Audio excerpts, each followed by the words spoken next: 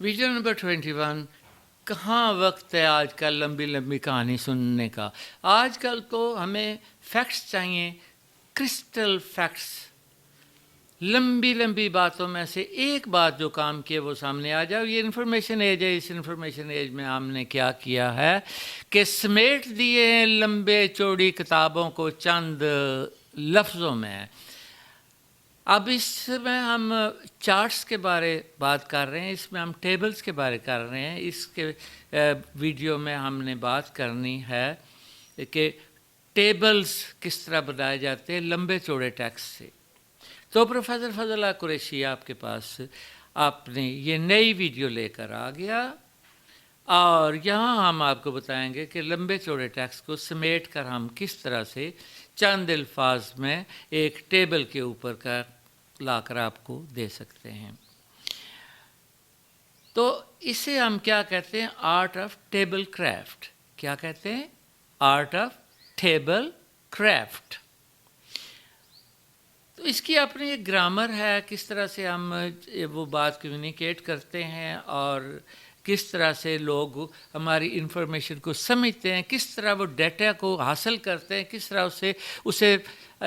उस डेटा को प्रोसेस करते हैं और किस तरह से उस डेटा को एनालाइज करके अपने काम के लिए यूज़ करते हैं, इस्तेमाल करते हैं।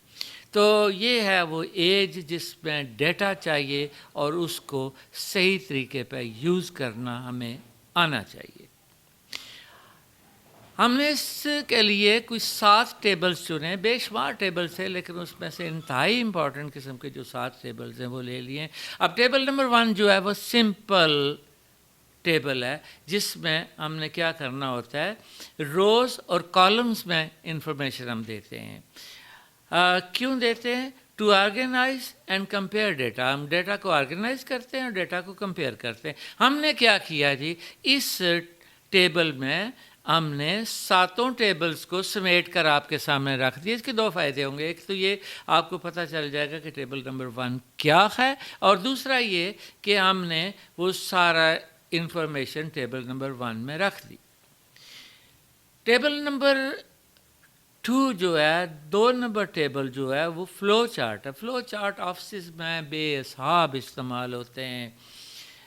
इसमें हम स्टेप्स को विजुलाइज करते हैं और उनका प्रोसेस देते हैं। फिर हम देखते हैं कि वर्क फ्लो क्या है, और फिर वहाँ हमने डिसीजन देना होता है, हमने अपने फैसले करने होते हैं। फैसले आमतौर पर फ़्लो चार्ट्स को सामने रख कर किए जाते हैं।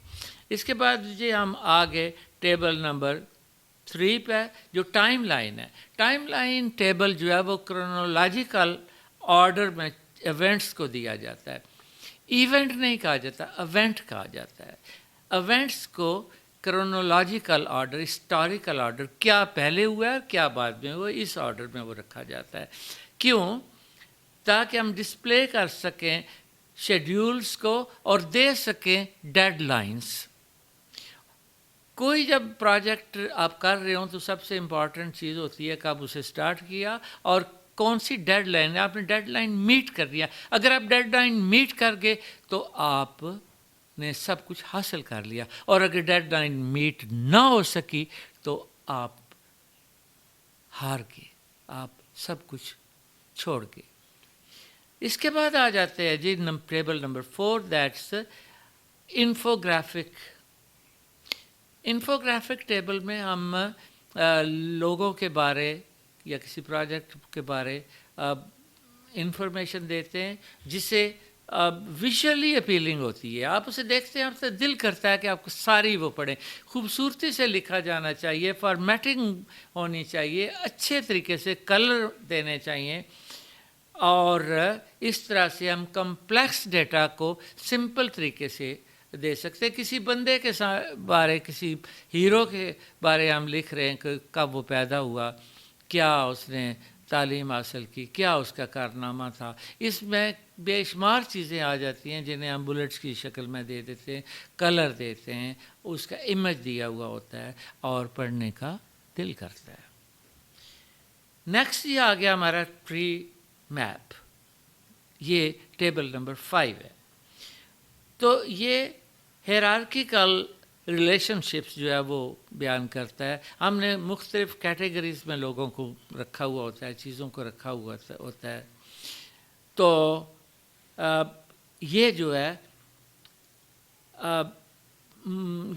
ہے ٹری میپ یہ آرگنائز اور ویژولائز کرتا ہے ڈفرینٹ کیٹیگریز میں. ان کو ڈفرینٹ کیٹیگریز بنائی جاتی ہیں, اس کو یہ شو کرتا ہے. امپارٹنٹ ون ٹری کی شکل کا ہوتا ہے. نمبر 6 آ گیا جی مائنڈ میپ. اگین بہت امپارٹنٹ ٹیبل, جس میں آپ کے سامنے ایک پرابلم آ جاتا ہے. بہت سارے لوگ ہوتے ہیں, ہر بندی اپنا پوائنٹ آف ویو دیتا ہے. کوئی اس کے فار بول رہا ہوتا ہے, کوئی اگینسٹ بول رہا ہوتا ہے, ایک شور ہو رہا ہوتا ہے, سب اپنے اپنے آئیڈیاز دے رہے ہوتے ہیں. اس کے بعد اس برین سٹارمنگ کے بعد ہم ان آئیڈیاز کو کنیکٹ کر کے کوئی رزلٹ نکالتے ہیں. عام طور پہ وہ صحیح ہوتا ہے. نمبر 7 آ گیا جی سواٹ ٹیبل. یہ کیا کرتا ہے؟ یہ اینالائز کرتا ہے اسٹرینتھس کو, ویکنیسز کو. آپ کسی آرگنائزیشن کی فار ایگزامپل اسٹرینتھ کیا ہے, اس کی ویکنیس کیا ہے, اپرچونیٹیز کیا ہیں, تھریٹس کیا ہیں, یہ ساری چیزیں وہاں آ جاتی ہیں. اپرچونیٹیز آپ نے اویل کرنی ہوتی ہیں, تھریٹس کو آپ نے سامنے رکھنا ہوتا ہے. اور یہ سارا کچھ کیوں ہے؟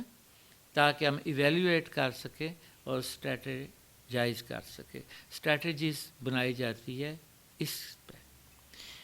اب یہ 7 جو ٹیبلز ہم نے بنائے ہیں, اس کو لکھنے کے لیے ہمیں گرامر چاہیے, ووکیبلری چاہیے, ساری چیزیں چاہیے. اس کے لیے ہم جب اسے انڈیویجولی ڈیل کریں گے تو اس کے ساتھ ہم ڈیٹیل میں کریں گے. یہاں ہم آپ کو صرف یہ بتانا چاہتے ہیں کہ اسینشیل گرامر آپ نے بیسک گرامر جو ہے اسے ماسٹر کرنا ہوتی ہے. غلطی نہیں ہونی چاہیے, غلطی کی گنجائش ہی نہیں ہے, میننگ بدل جاتے ہیں.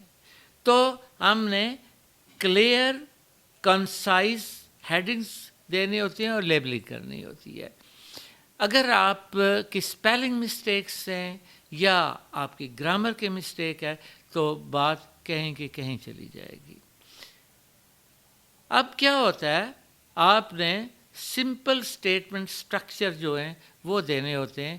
بہت ہی سمپل سینٹینسز جس میں سبجیکٹ, ورب اور آبجیکٹ بہت سمپل لیول پہ, تاکہ ہر بندہ سمجھ جائے اور جو میسج ہے وہ کنوے کر دیا جا سکے. ہم ایکٹیو وائز یوز کرتے ہیں پیسو وائز کی جگہ, تاکہ چیزیں زیادہ کلیئر ہوں اور بہتر انڈرسٹینڈنگ ہو.